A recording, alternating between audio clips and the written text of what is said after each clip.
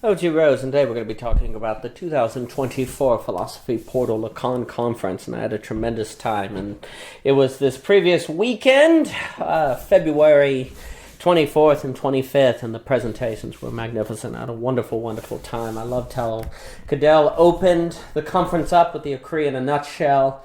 I really liked how he was thinking together, Stephen Hawkins with Lacan, and how we talked about how we really have to be skeptical of the dreams of everything that you sometimes see in science, because this could be the dream of an ego trying to escape a lack or to fill a lack, kind of running from that reality. And I really like the idea of thinking the Klein bottle versus the nutshell. I think that's quite powerful.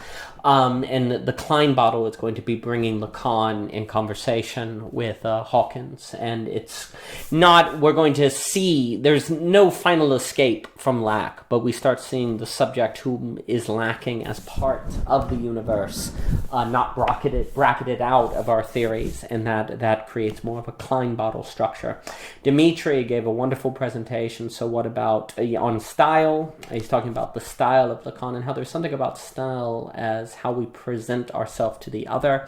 I think also the topic of style has a lot to do with the question of unveiling that I talked about with Dante and Lacan, on the question of how we have to unveil the real in reality in a certain order. Well, I think there's something about style that's part of that. I also like the distinction between there being two kinds of clarity of information and clarity of feeling. And how do we be clear, or what is the correct clear style when we're bringing together information and feeling? Because the feeling is the information and the information is the feeling. I think that begs certain questions that we have to take seriously.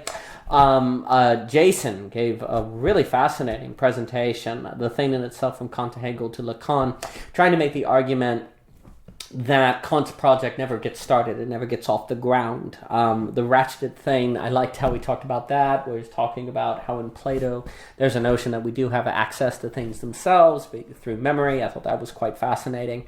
But Jason's project I thought was a really interesting lecture.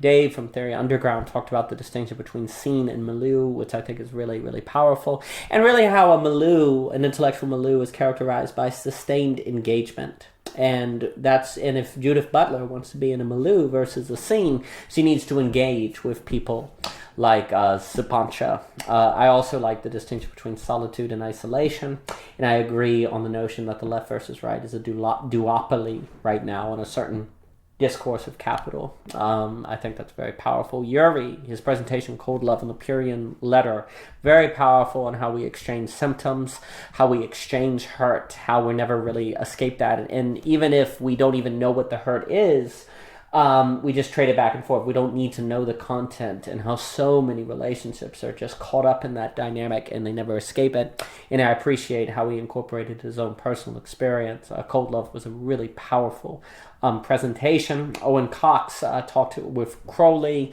art, psychoanalysis, its relation to the work of, say, of a Crowley, how we have to think about what Lacan is doing, is coming to terms with those kind of dark Renaissance forces that Owen is often talking about. And I liked how he brought Crowley in conversation with Lacan, and then the plays and the poetry that Owen always incorporates into his work are quite fascinating. Next we had David toward a universal concept of true will, and I appreciate his examination of kind of the history of the concept of free will, starting in Aristotle, where freedom has something to do with coming to align with your nature, where once you get to the Christian conception, it's more like with the Augustine line that God creates because he can. He's just totally free. It's a radically kind of free act. And there's something about Lacan that is taking us to a conception of freedom that's seeing this radical freedom that God has as being found in the subject, and therefore it's kind of terrifying. And it kind of presents this idea of the problem of freedom when you are dealing with no restraints in any way whatsoever, and how do we live with that, and what does that look like? So it's very interesting, kind of following the concept and development of freedom as David does. I really appreciate that. Next we have Eddie, who is just I really found this a very informative presentation, and I really like this kind of idea of how in speech or in therapy you have to decide if you're going to be listening primarily for the meaning of the words or the effect of the words. And if you're in the clinic and you're too much holding the patient to the meaning of the words, you may miss the effect that they're trying to communicate. And I thought that was really interesting, and it made me think. It made me think of the style presentation that Dimitri put forth. So I really liked what Eddie was getting at here, and kind of what are you listening for in the clinic, the meaning or the effect? I thought that was really interesting. Philip Shin, I love Philip, and I really like this idea of Lacanian stewardship and the Confessions of a Dangerous Horseboy. That's outstanding. And thinking about the horseboy as a kind of subjectivity that is comic.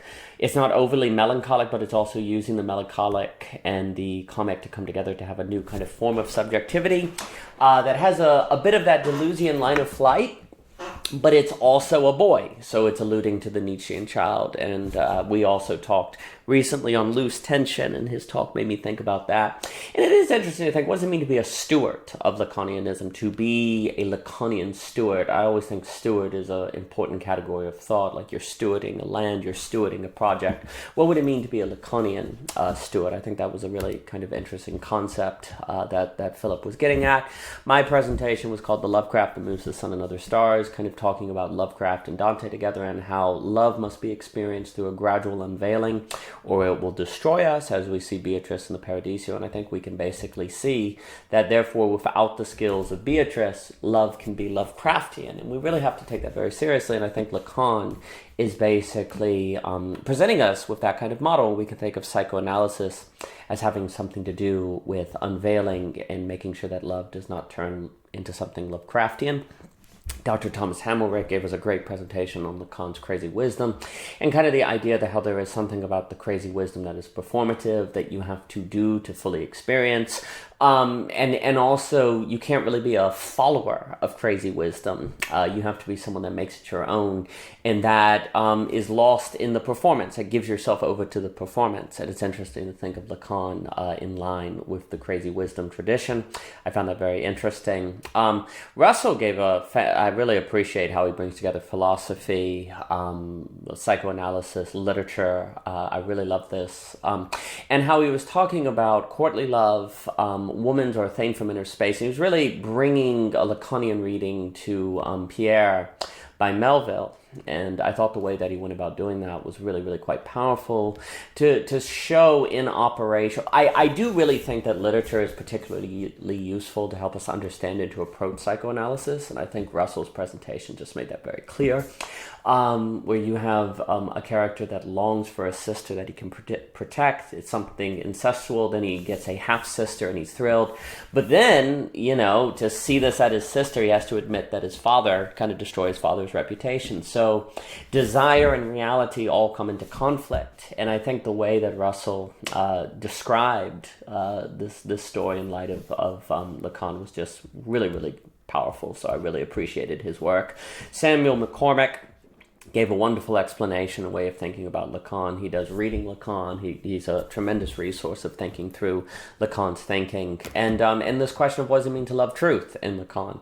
What is the best way to approach truth? And there's something I think here that speaks to the unveiling that is of interest to me, how you have to approach truth in a manner that is able to handle it. And Samuel's work on Lacan is truly extraordinary. And you can, I think, lectures on Lacan, I would highly suggest checking out, just going through everything.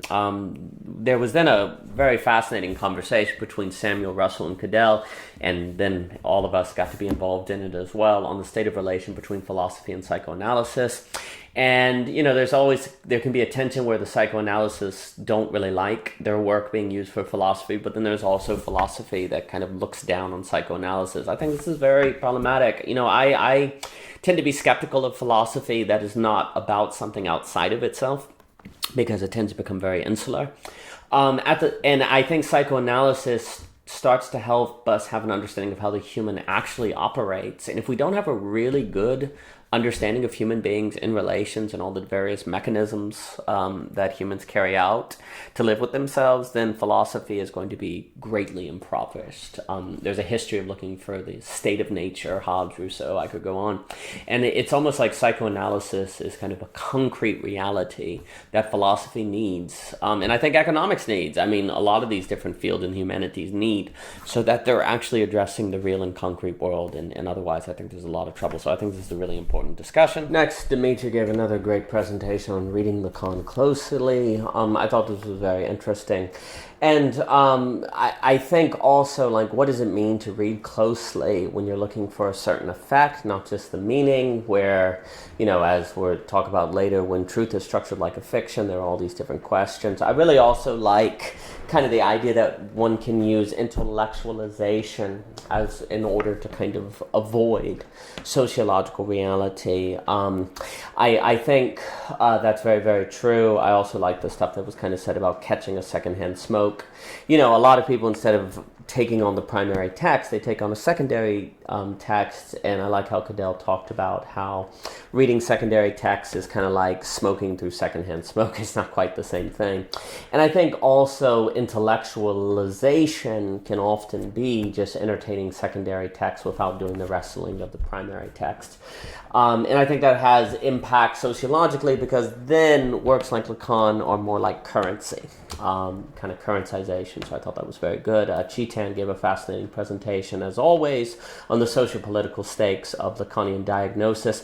And I'm really taken by the way he's talking about James Joyce. I really am very eager for his paper. And I think also this idea that there's always a kind of madness in society. That you can't, and that really civilization is not, say, rational while everything outside of it is madness. It somehow integrates with madness in a manner that then comes to define civilization as in an acceptable manner. And it makes me think of James Joyce. You know, you have a certain madness in the stream of consciousness at the end of Ulysses, which is an example I go to, and yet it is intelligible. So there's something about that method that is still intelligible, even though there's a kind of madness in it. And is that what society is doing? And I think Chetan leaves us with a really interesting question on if society has been structured by the quote-unquote name of the father for so long, and that is no longer effective. What does that mean? What does that mean sociopolitically? I think those are questions we're left with. Giotti always presents wonderfully, and the reflections on the melancholic subject are very interesting. And how can we even form a subjectivity if we're not able to sit with the melancholic? I think he gives us that question. If we're running from the melancholic, what kind of subjects produce if you have the technology or the social conditions to always be avoiding the melancholic? What happens to the subject that never has to learn to work with the melancholic? Can you even be a full subjectivity? I think we're left with those questions, which I really enjoyed, and I think that fed into Shahil's presentation quite nicely on the how technology changes politics. And technology doesn't just change the political or the social in terms of now we can use Facebook for our campaign, but it changes how we're toward information, how we think as a subject, how we're toward the world, the machine. We work our machines and our machines work on us, and we become a more machine-like subject. What does that do to the social order? And there's this idea that perhaps our nature can change nature. Human nature does not necessarily have to be so fixed, and if that can change, what does it mean to engage in politics? How can you engage in politics without if the ground underneath is shifting, you could even say. And there's this interesting question that we're left with on thinking this transviation with the singularity, and how Shahil was talking about those. Kalyani, I really enjoy the reflections that she brought forth. Truth gains appearance by inhabiting fiction, where truth is structured like a fiction. Well, if that's the case, then you need to learn how to think fiction to think truth.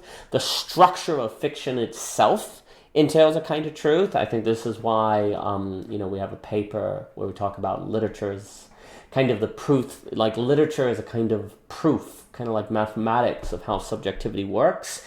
So you have to study fiction in order to understand truth. And I think it also gets at how, Zizek talks about this, how the kind of avatar we create in a video game might get more at the truth of the kind of subject we are than what we actually are outside the video game. And so there's something about fiction that reveals a truth that cannot be found beyond fiction. I think that also applies because the real is so difficult, and so we need fiction to approach the real, to approach our desire gradually in a manner that doesn't destroy us, which makes me think of the unveiling topic. James' wisdom is always delightful. His presentation on the origin of the world, I think it was very interesting, because just thinking how the human is born out of a vagina, but yet there is something explicit and real and almost terrifying about various sex organs. And it's very interesting, because we talk about the beauty of birth, but we can sometimes kind of overlook that explicitness that is reality, kind of like the black square in a previous presentation. And what does it mean that life is born out of something that has a kind of terror, kind of monstrosity to it? There is something kind of monstrous about sex organs and genitalia, and I think that's where we see the real and the beautiful and the born are all mixed together. But we often don't look at the things clearly. And is it maybe a lot of the stuff that we define as pornographic or explicit are things that we don't want to face because they make us face the real? They would kind of tear down our symbolic and imaginary structures. I think James leaves us with those questions. Lucas gave us a fascinating presentation on the full world and the splitting of sublimation. And, there's something like, there's this question of what's the difference between drive and repetition? What's the difference between an intrinsic motivation and the inability to stop doing something? It is kind of interesting how this inability to stop a repetition is a kind of neurosis. It's a kind of problem, and yet that very same inability to stop a repetition could be what leads to great accomplishment. It could lead to the intrinsic motivation that accomplishes amazing things. And how, what's the difference there? I think it also just shows that we have to be careful to demonize the psychic structure by which humans operate, because that, what causes these very maybe pathologies of this over repetition, this inability to escape something, is the very psychic kind of condition that makes possible intrinsic motivation. So I thought that all came to mind for me, and I really appreciated that. And then kind of the grace is what emerges in this repetition, or if it becomes sublative, as opposed to just kind of banging your head on a wall or something over and over again. So I appreciated that. And also, it just kind of brings to mind, like Brenner will talk about, how repression is not the same as negation. Well, likewise, repetition is not necessarily the same as sublimation or intrinsic motivation. Nicole, I always enjoy listening to Nicole, Cross Your Heart and Hope to Die. I think getting back to the kind of the contemplation tradition, how there's something about silence. I do think a lot of the religion that has become popular is in times more Pentecostal. There can be a kind of enjoyment of that kind of chaos or even pain. A danger with some martyrdoms is the enjoyment that comes from being a martyr. And I think her presentation helped bring some of those things out. And I think in the question and answer section, there's this question of how we need silence, but then silence can be a way to avoid speech, and we need speech in psychoanalysis to deal with ourselves. And so what kind of problems might we face if we overemphasize silence at the expense of speech? Matthew Stanley gave a fantastic presentation on exteric and esteric traditions. On, like, say in religion, there are various understandings of God that are very simplistic, but they kind of have a role, because if you get into kind of the complexities of God, it's esteric, it can overwhelm people. And I think it was very interesting how Stanley talked about that in terms of a Christian tradition, and its relation to psychoanalysis.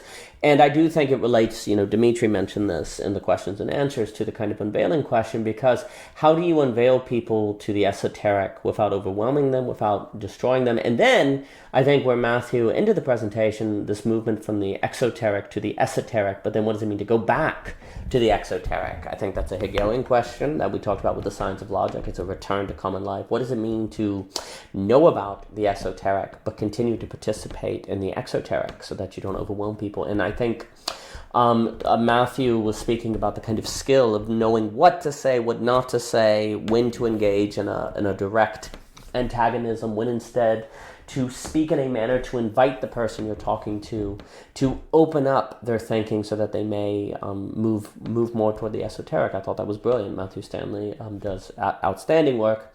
Cadell brought to the forefront, I think, a conversation on the stakes. I mean, the stakes, goodness, the socio-political stakes, how we need to think all that we're learning in Lacan, how we need to take seriously. I like also his thinking on why we might want to talk about the death drive more as an immortal drive.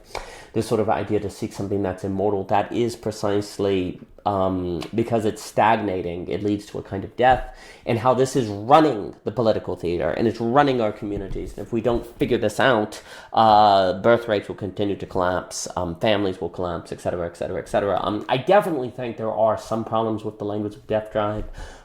We've talked in the past about self-effacement drive. I think how we tend to seek immortality in a manner that there's an irony in the phrase self-effacement. I think it's very important what Cadell is getting at here in this present. I think the stakes are just extreme. Alex Ebert, I really appreciated this presentation on the static drive, how there's something where we see, it's like the immortal drive here. I think there's a lot of connections, how we tend to be driven to create a static state, to make things understandable. And I really liked how also the next day, when he talked about his work on status anxiety, I think he's brought his many of his main thinking together in dialogue, how we tend to define status on what maintains the static. We tend to feel anxiety over what destroys what's given, our kind of stable states. And I think we can see how Ebert's projects are coming together, and I find that really thrilling, and I really enjoy Ebert's thinking. But the static drive, I think, is a very helpful way to think. And I think we can definitely connect it with his work on status anxiety in the way that he describes status as very sociological. It's not merely about fame, but it is about your sense of positioning in the community, your sense of positioning among other people. And to lose status becomes very disorganizing, disorienting. And I think that was just really well done. Mark Gerald Murphy, The Direction of Desire, is a tremendous text on comparing St. John of the Cross with Lacan. I appreciated him talking about his intellectual tradition, Catholicism, bringing all those things together. Really, really appreciated that. And I think Gerald Mosley, he's a great speaker as well. And then Barry Taylor with The Grace of Lacan, talking about the kind of thinking about his own personal journey, how from like kind of atheist, post-Christian to Christian to the Catholicism in kind of the context of art, what it looks like to think in terms of like the connections between religion and art, why religion has a certain role, why we need psychoanalysis and religion. I think Barry's presentation was very good. And then the conversation the three had, Barry, Mark, and Cadell, on spiritual direction and religion today, the negativities of thinking psychoanalysis to gay with religion. There are dangers in using Lacan to kind of think through the human fall in a manner that you don't really deal with negativity. You just use it as a kind of description, but don't really go into Lacan. And so it's important, I think if psychoanalysis and religion are going to come together, you do need spiritual directors to make sure that Lacan is being used in a manner that forces people to confront negativity, not to escape it. And I think that kind of came up in the discussion, and I appreciated how this came together. Philosophy Portal does tremendous work. I've really enjoyed being a part of all the conferences. You can find the conference Writing for a First Cause in the videos at philosophyportal.online, and I highly suggest you check it out today, and that you join for the monthly sessions. They've really been a treat, and thank you so much for your time.